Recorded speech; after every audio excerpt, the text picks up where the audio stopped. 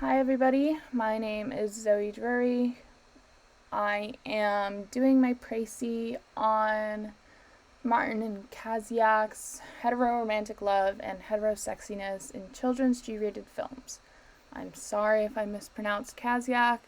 It's slightly difficult, but no harder than Drury, so who am I to say anything? But anyway, we press on.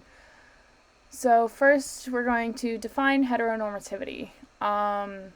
This quote is really good for that definition. It says, heteronormativity structures social life so that heterosexuality is always assumed, expected, ordinary, and privileged.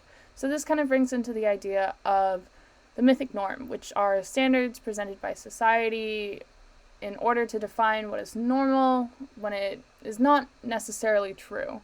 So in this case, the mythic norm of society is heterosexuality.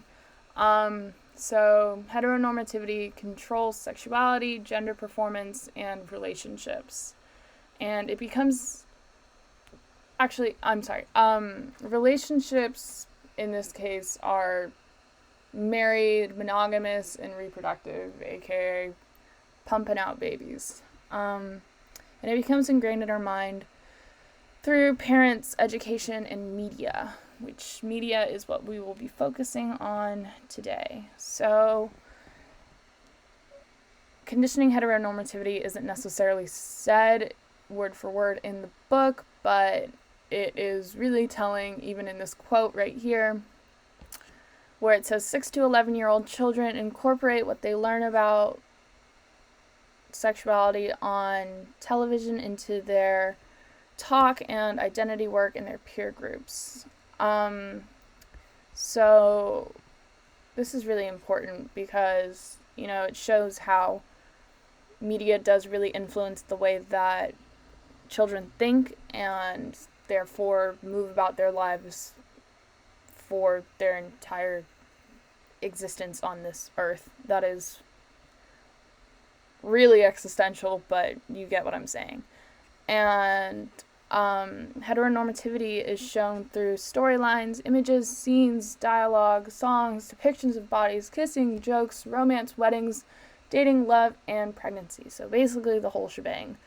And I feel like Snow White and The Little Mermaid are good examples because both of them are trying to get away from something. Their families, with Poseidon, I guess, and the evil stepmother, they need to get away from this, and they need love in order to succeed. This type of freedom, even though it's not necessarily freedom because it all ends in a marriage, which is shown through romance, weddings, yada yada yada. But yeah, and so that helps us into the next slide, which is heteronormativity against family and friends. So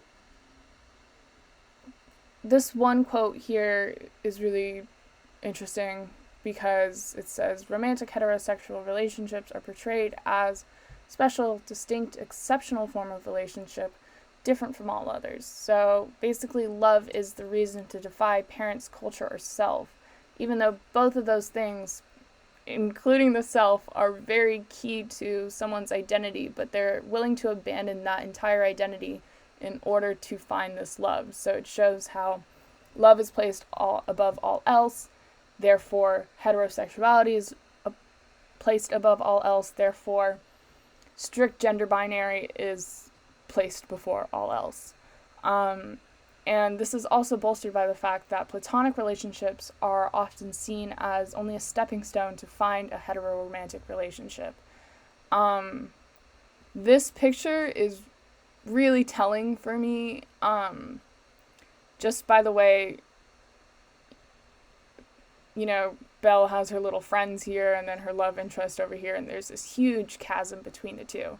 So for Pocahontas, she's got her little furry friends, her animal friends, and then over here we've got, Belle's furniture friends, I guess is the way to describe them. Is this teapot furniture? That's up to you to decide. but their relationships are seen as less than. They're only there in order to help the main characters fall in love. They are comedic relief. They are the sounding board for people to talk to. They're not even portrayed as human most of the time. They're always, some inanimate object or unrealistic object, such as a talking dragon, like in Mulan. I wish that were true. I would love nothing more than a talking dragon, but it is not true. And so it just shows how friendships are always seen as less than when placed against a actual romantic relationship that is happening. But yeah, so we can see how heteronormativity is, and heterosexuality is basically the main thing to look for when you're participating in life, basically. But yeah, so to build off of that, there's the whole idea of the heterosexual gaze. So I talked about before how heteronormativity controls sexuality and relationships, and it also controls gender performance. So the depiction of bodies in movies, especially children's movies, it's always these super strict rules that each character has to follow. The woman has to have, perky breasts and a small waist and, the hourglass figure in order to be seen as this beautiful, unattainable goal for the man to chase. Otherwise, they are basically worthless or in the background. And this is also shown, this whole idea of this unattainable woman is shown through ignoring one set of genitals, which is the vagina, while making jokes about another set of genitals, which shows the gender hierarchy that is entrenched in our society.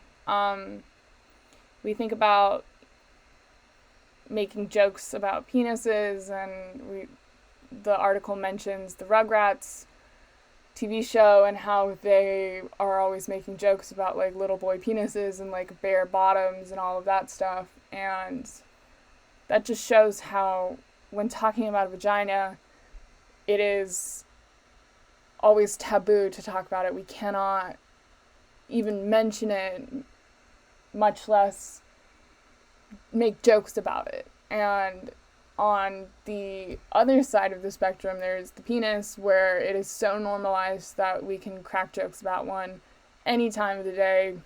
People draw them everywhere in middle school, at least in my middle school, which shows how women or people who were designated female at birth are forced to keep themselves secret. They're meant to be unattainable and therefore hidden away, which shows this whole gender hierarchy. And to build on top of that, the whole exoticization of women of color, especially the princesses and characters, love interests, are really prevalent in Disney movies.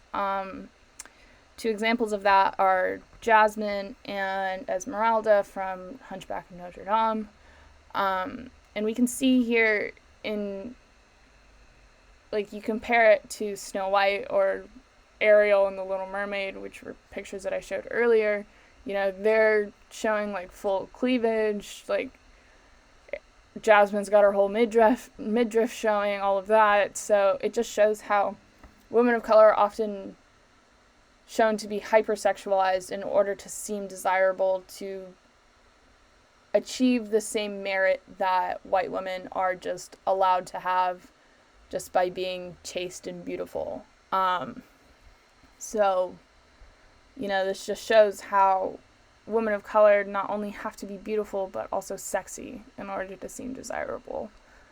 And so this heterosexual gaze brings me to my last point, which is the demonization of non-binary folks, or those who defy heteronormativity.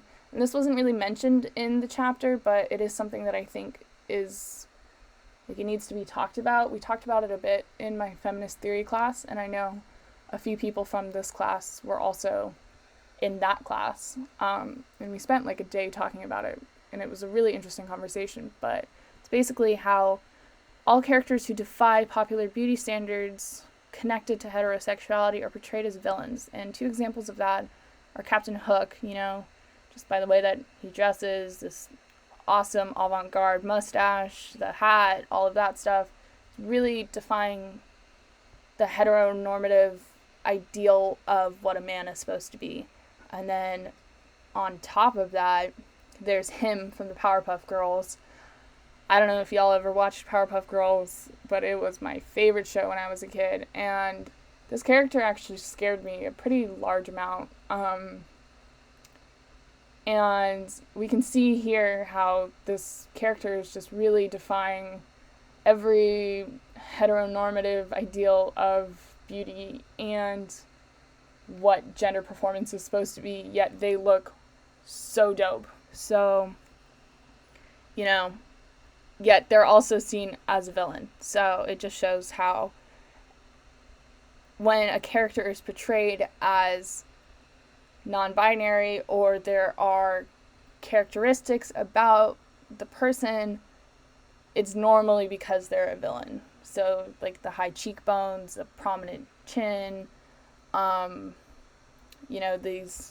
these expressive eyebrows, stuff like that, I think really shows they're really telling characteristics of a villain in a children's show, unfortunately. So yeah, moving on to my personal thoughts, just as a queer woman who's multiracial and just, I don't have any desire to be married and have children. I feel like these standards are always really impressed upon me. I can't tell you how many times I am at Cal Poly and someone tries to exoticize me. I get stopped at grocery stores to ask like what I am, and people try to date me because I'm Asian, and just stuff like that. And it's really irritating to me, but when looking at this article and also all the Disney movies that we have watched when we were kids, I kind of understand it a little bit more. Not to say that I'm not mad still, but it's just a little bit more telling. And it shows how media, even though we try not to believe it, really affects the way that we view the world and how we live our lives and what our actions are. So I think that's really important to remember. And I don't know, just pressing forward, I just hope that there are more shows that show more diverse forms of love and bodies and friendships, and everything along the lines of that. But yeah, so thank you for listening. I hope you enjoyed my presentation. Stay breezy.